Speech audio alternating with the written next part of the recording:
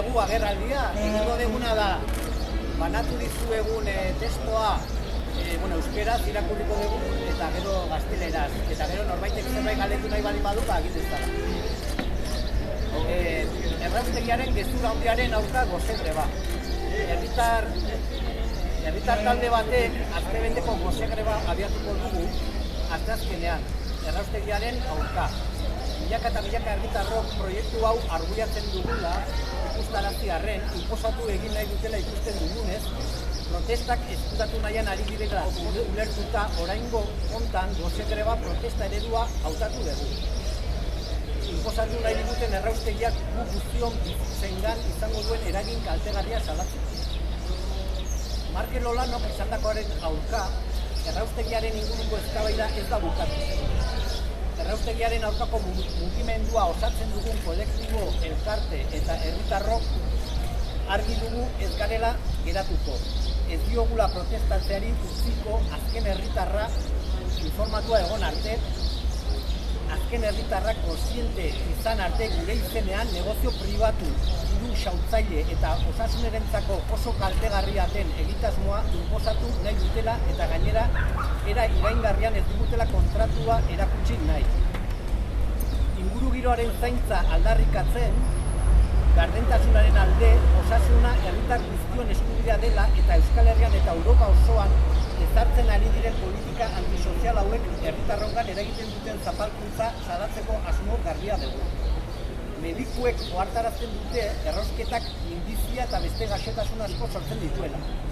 Airea, ura, nekazaritzarako lurrak eta abeltzaintzak kutsatzen duela etorkizuneko belaunaldiak hipotekatuz. Zubietako erraustegia multinazionalen eta klase politikoaren arteko sinbiosiaren adibide argia da. Swap kontratuekin era fortzatuan inposatuak entitate finantzieroei herritarren diruak oparitzen ari dira. 35 urteko hipoteka handia ezarri nahi dituzte udal baliabideentzat. Urbarzer, Altuna Iuria, Murias, LKS Mondragon eta Moyua, Cuatrecasas abokatu bufetearen laguntzarekin besteren artean. Erraustegia bezalako egitasmo absurdo honentzako etekin pribatu handiak bideratzen dituzte. Eta hitzitik oinarrizko eskubide sozialak bermatzeko etengabeko baliabide murrizketa jasatzen ari gara hezkuntzan, osasungintzan, oinarrizko zerbitzu sozialetan eta abar. Lehen aipatutako taldeko hainbat enpresa ustelkeria kasuetan harrapotuta daude, eta atzo jakin genuen Urbazerrek adibidez milioiak zor dizkiola Valdemingomezeko erraustegiagatik bertako erakunde publikoei. Baina zein arraio eman diozu erraustegia egiteko kontratua, zergatik, zer interes dago atzean ez badar negozioa, zer sinatu duzuen denon izenean, isiltasuna ez da onargarria, oso haserre gaude. Gipuzkoako udalerrien erdian, hondakinak era jasangarrian biltzeko alternatiba hobeak demostratu dituztenean, 80%tik gertu berezita jasoz, merkeagoak, jasangarriagoak, garbiagoak izanik, nola arraio ausartzen zarete erraustegia inposatzen saiatzera. Gose greba arrazoirik gabeko kontsumoaz arreta deitzeko baliatu nahi dugu ere bai. Munduak baliabide mugatuak ditu, ezin dugu hazkunde faltsuan sinetsi.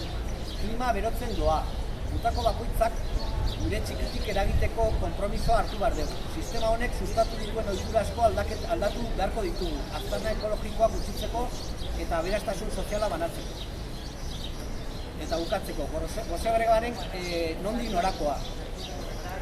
Asteazkenan hasiko da, asteazken honetan, ekainak 14, arratsaldeko 7:00.